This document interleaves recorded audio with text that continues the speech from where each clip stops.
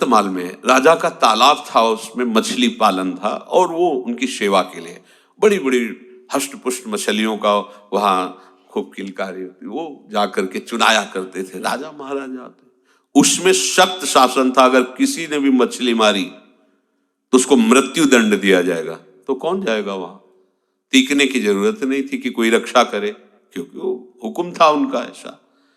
कई दिनों से भोजन नहीं मिला था, एक मछुआरे को कोई मछली भी नहीं फंसी थी, तो उसने सोचा कोई रक्षा में तो है नहीं, एक मिनट में सैकड़ों मछली मिली। वो तो भरा हुआ तालाब था, जाल फेंका, 50 किलो मछली उसमें। इतने में घोड़ों की टापों से उड़ी हुई धूल दिखाई दी। डर तो रहा ही था क्योंकि मृत्यु दंड मिलेगा अगर जान गए तो। देखा तो राजा क्या, पूरी राजा की सवारी आ रही थी पूरा, वो तो बाजे बजते चलते हैं, जय हो जय हो। अब का मर गए, भाग भी नहीं सकते, वो तो घोड़ों से आ रहे हैं, क्या करें। जाल को ऐसे छोड़ करके मिट्टी से दबा दिया, सब कपड़े उतारे, मिट्टी से दबा दिया, मिट्टी ली और पूरे शरीर में लेके ऐसे दिगंबर होकर के वो ऐसे ऐसे बैठ गया और नाम जपने लगा, मानो कोई महात्मा हो दिगंबर।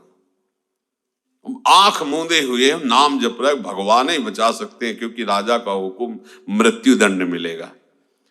राजा ने दूर से देखा कि कोई अवधूत महात्मा दिगंबर बैठ, सबको रोक दिया।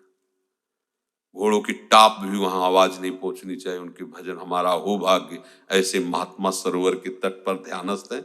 कुछ हीरा जवाहरात मणि आदि ली, पादुका उतारी, धीरे धीरे जाकर के उनके सामने रखा, प्रणाम किया और चला गया। और पूरा एकाग्र है, नाम उच्चारण कर रहा है। कान में जब घोड़ों की टाप की आवाज से ऐसा महसूस हुआ कि सब चले गए, आंख खोल के देखा हीरे जवाहरात ऐसे सामने रखे। तो उसको लगा अरे जिसके लिए नकली बने तो राजा प्रणाम करके अरे सब रख गया। असली में क्या होता होगा?